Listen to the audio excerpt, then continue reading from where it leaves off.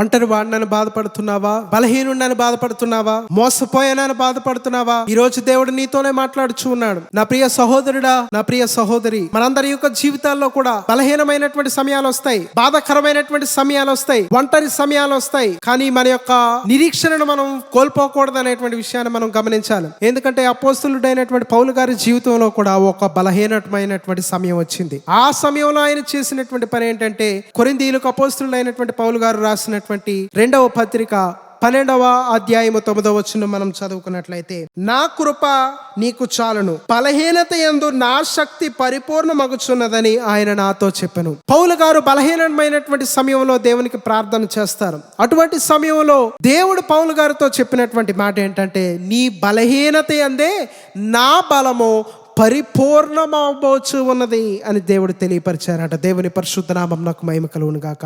అంటే అప్పటి వరకు పౌలు గారిలో 100% దేవుని యొక్క బలం రాలేదంట. బలహీనతలోనికి ఎప్పుడైతే వెళ్ళారో, స్ట్రగుల్లోనికి ఎప్పుడైతే వెళ్ళారో, దేవుడు స్ట్రెంత్ అనుగ్రహించడం ప్రారంభించాడు. దేవుని యొక్క స్ట్రెంత్ పరిపూర్ణము కంప్లీట్ చేయడం ప్రారంభించారంటే దేవుని యొక్క స్ట్రెంత్ 100% పౌలు గారికి ఇచ్చారంట. పరిపూర్ణమయ్యింది అనేటువంటి పదాన్ని మనం చూస్తాం. నా ప్రియ సహోదరుడా, నా ప్రియ సహోదరి, నీకు స్ట్రగుల్ వచ్చింది అంటే దేవుని యొక్క స్ట్రెంత్ దేవుడు నీకు అనుగ్రహిస్తున్నాడు అని అర్థం. కనుక స్ట్రగుల్ వచ్చినప్పుడు, ఒంటరిగా ఉన్నప్పుడు, బాధలో ఉన్నప్పుడు, వేదనలో ఉన్నప్పుడు, మోసపోయినప్పుడు బాధపడద్దు, నిరాశ చెందొద్దు, నీ యొక్క నిరీక్షణను నువ్వు పోగొట్టుకోవద్దు అని దేవుని యొక్క వాక్యం మనందరికీ సెలవిస్తూ ఉంది. అయితే దైవ గ్రంథంలో యాకోబు భక్తుని మనం చూసినట్లయితే, యాకోబు జీవితంలో కూడా ఒక ఒంటరితనమైనటువంటి పరిస్థితి వచ్చింది. యాకోబు జీవితంలో కూడా ఒక బలహీనమైనటువంటి పరిస్థితి వచ్చింది. అటువంటి సమయంలో యాకోబు యొక్క జీవితాన్ని మనం చూసినట్లయితే, ఆదికాండం 32వ అధ్యాయం 24వ వచనం మనం చదివినట్లయితే, యాకోబు ఒక్కడు మిగిలిపోయెను. యాకోబు ఒంటరిగా మిగిలిపోయినటువంటి సందర్భాన్ని మనం చూస్తూ ఉంటాం. అయితే ఆ ఒంటరిగా ఉన్నటువంటి యాకోబు యొక్క జీవితంలో ఇంకా కష్టాలు తోడైనాయండి. మనం చూసినట్లయితే అదే ఆదికాండము 33వ అధ్యాయము 1వ వచనాన్ని మనం చదివినట్లయితే, యాకోబు కన్నులెత్తి చూసినప్పుడు ఏశావును అతనితో 400 మంది మనుషులను వచ్చుచుండిరి. యాకోబు కన్నులెత్తి తన ఎదురుగుంటా ఏమవుతుందో చూశాడంట. ఏశావును అతని మనుషులను 400 మంది యాకోబు దగ్గరకు వస్తూ ఉన్నారంట. అయితే యాకోబుకి ఇంకొక సమస్య కూడా ఎదురైందండి. అది మనం చూసినట్లయితే అదే ఆదికాండము 31వ అధ్యాయము 22వ వచనాన్ని మనం చదివితే, లాబాను తన బంధువులను వెంట పెట్టుకుని 7 దినముల ప్రయాణం అంత దూరము అతనిని అంటే యాకోబును తరుముకొని పోయి. ప్రియులారా, ఎదరేమో 400 మందిని వెంట పెట్టుకుని వస్తున్నటువంటి ఏశావు తన ప్రాణం తీసేస్తాడేమో అని యాకోబు భయపడుతూ ఉన్నాడు. ఎందుకంటే ఇది వరకు యాకోబు ఏశావుని చేసినటువంటి మోసాన్ని బట్టి, వెనకేమో తన మామ అయినటువంటి లాబాను తన యొక్క బంధువులందరినీ వెంట పెట్టుకుని యాకోబును తరుముతూ వస్తూ ఉన్నాడు. ఇటువంటి సమయంలో యాకోబుకి ఎవరన్నా తోడున్నారా? యాకోబుకి ఎవరైనా సహాయం చేసే వాళ్ళు ఉన్నారంటే యాకోబు ఒంటరిగా మిగిలిపోయినటువంటి పరిస్థితిని మనం ఇక్కడ చూస్తూ ఉన్నాం. ప్రియులారా, ఇలాంటి సందర్భాలు మనకి వస్తూ ఉంటాయి. ఎదరు చూసినా సమస్యనండి, వెనుక చూసినా సమస్య అండి, మా చుట్టూ సమస్యలేనండి, సమస్యలు మమ్మల్ని చుట్టుముట్టేసినాయి అండి, ఏం చేయాలో తెలియనటువంటి పరిస్థితి, అందరూ మమ్మల్ని విడిచిపెట్టేశారండి అని మనం అనుకుంటూ ఉంటాం. కానీ ప్రియులారా, నీ యొక్క భర్త నిన్ను విడిచిపెట్టినా, నీ భార్య నిన్ను విడిచిపెట్టినా, నీ తల్లిదండ్రులు నిన్ను విడిచిపెట్టినా, నీ బిడ్డలు నిన్ను విడిచిపెట్టినా, నీ స్నేహితులు నిన్ను విడిచిపెట్టినా, నీవు నమ్మిన వారే నిన్ను మోసం చేసినా, దేవుడు నిన్ను నన్ను విడిచిపెట్టలేదు అనేటువంటి విషయాన్ని మనం గమనించాలి.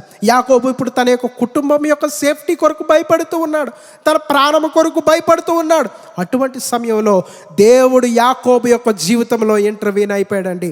దేవుడు చేసినటువంటి కార్యాన్ని మనం చూసినట్లయితే అదే ఆదికాండము 32వ అధ్యాయము 1-2 వచనాలను మనం చదివినట్లయితే, యాకోబు తన త్రోవను వెళ్ళుచుండగా దేవదూతలు అతనిని ఎదుర్కొనిరి. దేవుని పరిశుద్ధ నామమునకు మహిమ కలుగును గాక. దేవుడు ఆయన యొక్క గార్డింగ్ ఏంజెల్స్ ని, ప్రొటెక్టింగ్ ఏంజెల్స్ ని యాకోబును ప్రొటెక్ట్ చేయడానికి, యాకోబు యొక్క ప్రాణాన్ని కాపాడడానికి ఆ ఒంటరిగా ఉన్న యాకోబు యొక్క కుటుంబం దగ్గరకు పంపించినటువంటి విషయాన్ని మనం చూస్తాం. అప్పుడు యాకోబు చేసినటువంటి పని ఏంటంటే 2వ మనం చదివితే, యాకోబు వారిని చూచి ఇది దేవుని సేన అని చెప్పి ఆ చోటికి మహనయీము అను పేరు పెట్టెను. అయితే ఒక ఇంగ్లీష్ బైబిల్ ట్రాన్స్లేషన్ లో ఈ మహనయీము అనేటువంటి పదానికి అర్థం ఏమని వ్రాయబడి ఉంటదంటే గాడ్స్ టెరిటరీ అంట. ఇప్పుడు యాకోబు ఎక్కడున్నాడు చెప్పండి? గాడ్స్ టెరిటరీలో ఉన్నాడు. గాడ్స్ టెరిటరీలో ఉండి యాకోబు చేసినటువంటి పని ఏంటంటే తనకున్నటువంటి ఆస్తి అంతటినీ పంపించి వేశాడు. 32వ అధ్యాయం అంతా చదివితే మనకు అర్థమవుతుంది. తర్వాత తన యొక్క బిడ్డల్ని, తన యొక్క కుటుంబాన్ని, భార్యలను, వాళ్ళందరినీ పంపించి వేశాడు. పంపించి వేసి ఆ ఎబ్బోకు రేవు దాటిన తర్వాత ఆ మహనయీము ఆ గాడ్స్ టెరిటరీలో ఒక్కడు మిగిలిపోయాడు. ఒంటరిగా మిగిలిపోయి ఇప్పుడు యాకోబు చేసినటువంటి పని ఏంటంటే దేవునితో ప్రార్థనలో పెనుగులాడడం ప్రారంభించాడు. నీవు నన్ను ఆశీర్వదించితేనే గాని నేను నిన్ను విడవను అని ప్రార్థన చేయడం ప్రారంభించాడు. నీవు నన్ను ఆశీర్వదించితేనే గాని నేను నిన్ను విడవనని దేవునితో పెనుగులాడడం ప్రారంభించాడు. ప్రియులారా, ఈ రోజు మనందరం కూడా దేవుని యొక్క మందిరానికి వచ్చి ఉన్నాం. దేవుని యొక్క మందిరం అంటే గాడ్స్ టెరిటరీ. గాడ్స్ టెరిటరీకి మనం వచ్చి ఉన్నాం. దేవుని యొక్క సన్నిధికి మనం వచ్చి ఉన్నాం. దేవుని యొక్క సన్నిధిలో మనం ఏం చేస్తూ ఉన్నాం? మనము ఒంటరిగా మిగిలిపోవాలంట. దేవునితో రైట్ గా కనెక్ట్ అవ్వాలంటే దేవునికి ఇష్టం లేనటువంటి పనులను మనం విడిచిపెట్టవలసినటువంటి వారమై ఉన్నాం. Total surrender, total commitment. యాకోబు చేసినటువంటి పని ఏంటంటే తన యొక్క ఉన్నటువంటి సమస్తాన్ని, ఆస్తిని అంతటిని విడిచిపెట్టి నీవు నన్ను ఆశీర్వదించితేనే గాని నేను నిన్ను విడవను అని గాడ్స్ టెరిటరీలో దేవునితో పెనుగులాడడం ప్రారంభించాడు. దేవుని మందిరానికి వెళ్ళినప్పుడు ప్రియులారా, మనం చేయవలసినటువంటి పని ఏంటంటే దేవుని మందిరానికి వచ్చినప్పుడు, గాడ్స్ టెరిటరీకి వచ్చినప్పుడు, దేవుని మందిరం అనగా గాడ్స్ టెరిటరీ, దేవుని సన్నిధి అనగా గాడ్స్ టెరిటరీ, దేవుని యొక్క స్థలము. ఆ స్థలంలోనికి మనం వచ్చినప్పుడు మనల్ని మనం దేవునికి సమర్పించుకోవాలి. మన యొక్క టోటల్ సరెండర్ చేసుకుని, దేవా నీవు నన్ను ఆశీర్వదించితేనే కానీ నేను నిన్ను విడవను ప్రభా, నీవు నా సమస్య నుండి విడుదల అనుగ్రహించితేనే కానీ నేను నిన్ను విడవను ప్రభా అని ఎప్పుడైతే మనం ప్రార్థన చేస్తామో, దేవునితో ప్రార్థనలో పెరుగులాడవలసినటువంటి వారమై ఉన్నాం. ఎప్పుడైతే ఆ రీతిగా మనం ప్రార్థన చేస్తామో, యాకోబు యొక్క జీవితంలో యాకోబు చేసినటువంటి పని ఏంటంటే దేవునితో పెనుగులాడినప్పుడు దేవుడు యాకోబు యొక్క తొడగూటి మీద కొట్టినటువంటి విషయాన్ని మనం చూస్తాం. ఎప్పుడైతే యాకోబుని దేవుడు తొడగూటి మీద కొట్టాడో, ఇప్పుడు యాకోబు జీవితాంతం, యాకోబు అనే పేరుకి అర్థం ఏంటి చెప్పండి? మోసగాడు. ఈ మోసగాడు అనేటువంటి పేరు ఉన్నటువంటి యాకోబు చేస్తున్నటువంటి పని ఏంటంటే జీవితాంతం ఎవరో ఒకరిని మోసం చేస్తూ పరుగులు పెడుతూనే ఉన్నాడు. దేవునికి దొరకకుండా పరిగెడుతూనే ఉన్నాడు.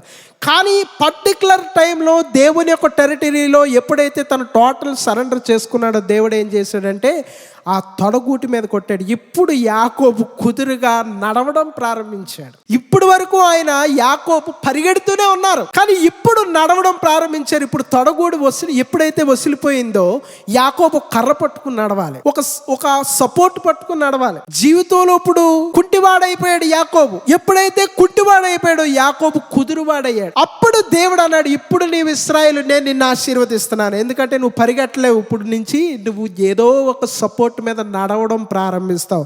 ఆ సపోర్ట్ ఎవరంటే నేనే నీ సపోర్టు. ఇప్పుడు యాకోబు బలహీనుడైపోయాడు. ఇప్పుడు యాకోబు ఒంటరివాడైపోయాడు.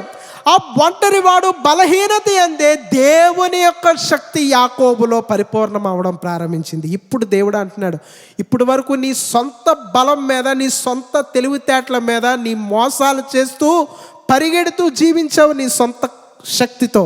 కానీ ఇప్పుడు నువ్వు బలహీనుడు అయిపోయావు కదా, నా శక్తి నీకు అనుగ్రహిస్తాను. నా బలము నీ బలహీనత యందే ఇప్పుడు నా బలము సంపూర్ణమయ్యేలా చేస్తాను. ఇప్పుడు నీవు చక్కగా నా మీద ఆనుకుని, నేనే నీ సపోర్ట్.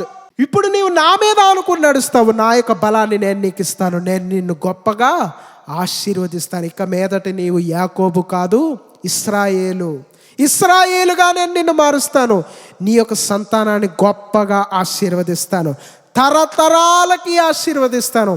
ఈ రోజుకి కూడా యాకోబు సంతానమైనటువంటి ఇశ్రాయేలు దేశాన్ని మనం చూస్తే, వారి యొక్క ఇంటెలిజెన్స్ని మనం చూస్తే, మిలిటరీ పరంగా అయినప్పటికీ, జ్ఞానం పరంగా అయినప్పటికీ, మెడికల్ పరంగా అయినప్పటికీ, వారికి ఉన్నటువంటి ఆ యొక్క నాలెడ్జ్, వారికి ఉన్నటువంటి ఆ యొక్క ఇంటెలిజెన్స్, వారికి ఉన్నటువంటి ఆ యొక్క ఆశీర్వాదాన్ని ఈ రోజుకి కూడా మనం చూస్తూనే ఉన్నాం. నా ప్రియ సహోదరుడా, నా ప్రియ సహోదరి, జీవితంలో ఒంటరి వాడని అయిపోయాను, జీవితంలో ఒంటరి దానని అయిపోయానని నువ్వు బాధపడద్దు. దేవుని యొక్క సన్నిధికి వచ్చావు, గాడ్స్ టెరిటరీలోనికి వచ్చావు. నిన్ను నువ్వు దేవునికి సమర్పించుకో. దేవునికి ఆయాసకరమైనటువంటి ప్రతి జీవితాన్ని నువ్వు విడిచిపెట్టు. దేవునికి నీ యొక్క జీవితంలో ఫస్ట్ ప్రయారిటీ ఇవ్వడం ప్రారంభించు. అప్పుడు దేవుడు చేసేటువంటి పని ఏంటంటే, నీ బలహీనత యందే ఆయన బలము సంపూర్ణమయ్యేలా చేస్తారంట. దేవుని పరిశుద్ధ నామమునకు మహిమ కలుగును గాక. యాకోబుగా ఉన్నటువంటి నిన్ను, యాకోబుని ఇశ్రాయేలుగా చేసి ఏ రీతిగా అయితే ఆశీర్వదించారో, నీ ఒంటరితనంలో, నీ బలహీనతలో దేవుడు ఆ రీతిగా ఆశీర్వదిస్తారు. ఆ ఆశీర్వాదం కేవలం నీ ఒక్కడితో మాత్రమే కాదు. ఆశీర్వాదం కేవలం నీ ఒక్కదానితో ఆగిపోయేది కాదు. నీ యొక్క బిడ్డలు, నీ యొక్క కుటుంబాన్ని దేవుడు ఆశీర్వదిస్తాడు. నిన్ను బట్టి నీ యొక్క ఇరుగు పొరుగు వారిని దేవుడు ఆశీర్వదిస్తారు. అనేక మందికి దేవుడు నిన్ను నన్ను ఆశీర్వాదకర్తగా చేస్తారు అనేటువంటి విషయాన్ని మనం గమనించాలి. కనుక యాకోబు వలె మనము ఎప్పుడైతే దేవుని యొక్క సన్నిధిలో ప్రార్థన చేసి సంపూర్తిగా దేవునికి సమర్పించుకుంటామో, మనందరి యొక్క జీవితంలో దేవుడు గొప్ప గొప్ప కార్యాలు చేసి మనల్ని ఆశీర్వాదకర్తలుగా దేవుడు మార్చబోతూ ఉన్నారు. కనుక ఈ ఒక వాక్యం ద్వారా దేవుడు నీతోనే మాట్లాడుచూ ఉన్నారు. ఒంటరిగా ఉన్నా నీతోనే మాట్లాడుచూ ఉన్నారు. నా కృప నీకు చాలును, నీ బలహీనత యందే నా శక్తి పరిపూర్ణమగుచూ ఉన్నది. అటువంటి ధన్యకరమైనటువంటి జీవితం ఆ పరిశుద్ధాత్మ దేవుడు మనందరికీ అనుగ్రహించును గాక. Amen, amen, amen.